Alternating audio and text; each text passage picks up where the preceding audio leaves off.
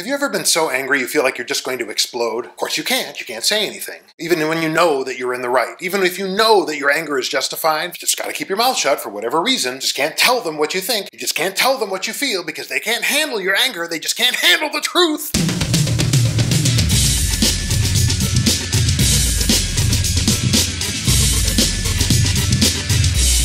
Hello friends, welcome to Mr. Snayl's Wild Ride. I am Mr. Snayl and the wild ride is my life so far. As many of you know, back at the end of 2000, beginning of 2001, my wife and I spent a lot of time in the hospital. And while we were there, a lot of very bad things happened. We had two very different perspectives on things, both while we were there and afterward. My wife had a very warm, forgiving tone about it all. She believed that nothing really happened on purpose, nobody did anything intentionally to her. Whereas I, of course, am exactly the opposite. I remember a very distinct afternoon, I was on the phone with our estate attorney to get copies of our advanced healthcare directives to send to the hospital. I remember saying to him something to the effect of, and as soon as you're done with that, you better believe when this is over, we're going to be suing everybody for malpractice. Everybody we can get our hands on! And he was like, whoa, whoa, just one thing at a time.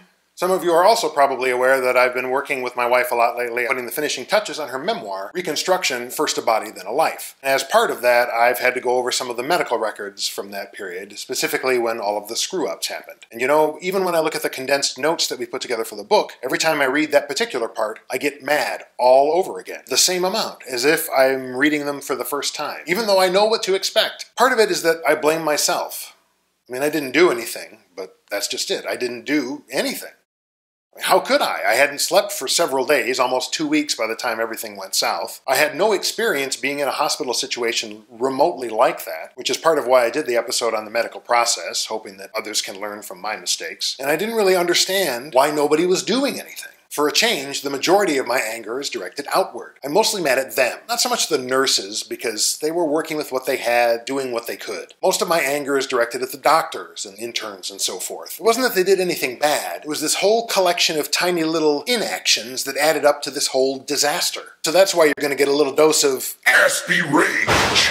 So like I said, every time I read those records, it's like I'm reading them the first time, and I get angry all over again, and astonished at all the things that didn't happen, that didn't seem normal, even to me. Like right from the very beginning, when they're reeling her back into the room from the surgery, she's there on the gurney, and the patient transport guy brings her in, and the first thing I notice, there's no IV bag on a pole or anything attached to the cart. And I asked the transport guy, I said, she doesn't have antibiotics or anything after the surgery? And he said, not always.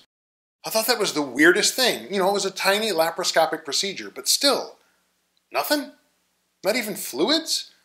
Then afterward, when she started getting worse and worse and worse, she would tell them, anybody that would listen, that she's in tremendous pain. And they would come in and she would say, it's different, it's different. Before it was localized in a particular spot, but now it's diffuse. It's a diffuse pain over my entire abdomen. And they would feel and they would listen with their stethoscope and they would say, you shouldn't be in this much pain.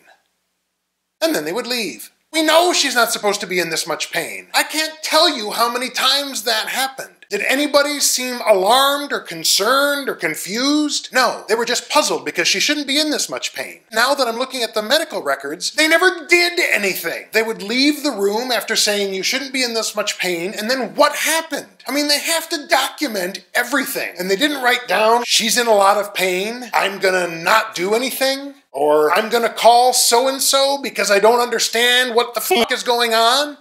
I don't get it. You know, I understand that there's a lot of pressure, and those people are working 80 hours a week, and they're functioning on no sleep. You're expected to do way more than is humanly possible. The slightest infraction means that you get your last choice of placement once you're done with med school. You get shit on the whole time while you're there for the next year and a half or whatever. I get that. I understand all that. It seems that there's this big disconnect between I'm afraid I'm gonna get screwed and this woman's dying. She's getting more and more out of sorts. She can't go to the bathroom. She can't eat. She can't ambulate. She's still in excruciating pain. And then they discharge her anyway.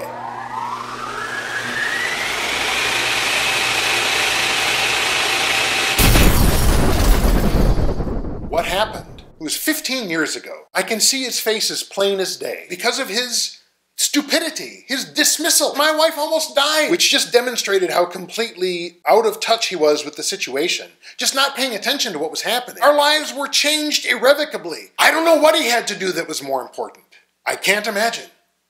There's no explanation. Our malpractice attorney deposed all of them. None of the doctors had an explanation. None of them had a defensible argument for why they didn't act. And every time I read those records, I hate them all over again. Okay, that's the end of our Aspie Rage. So here's the thing.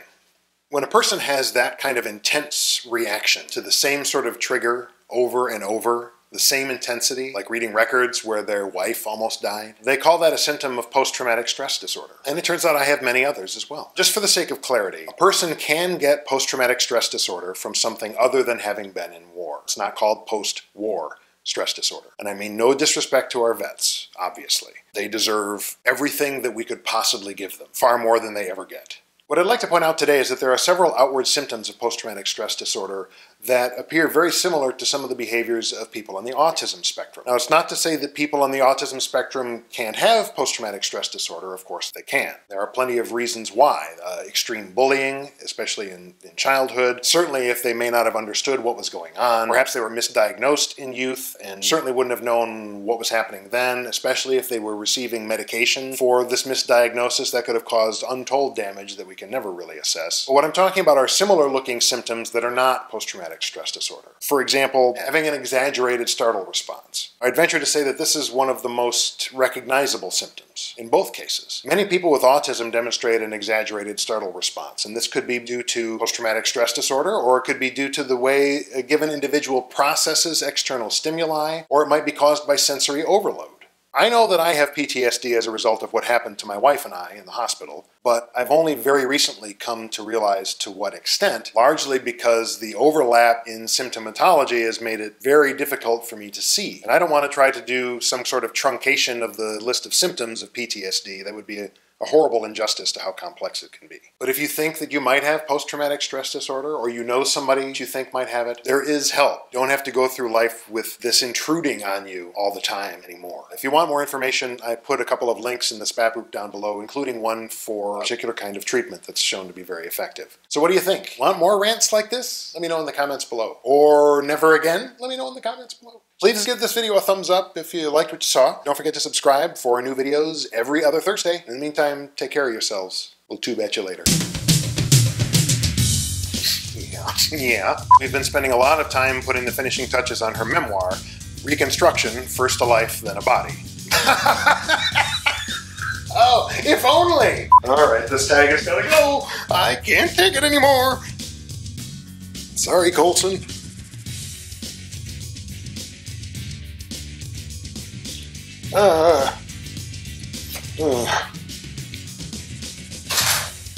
Alright, now we can concentrate.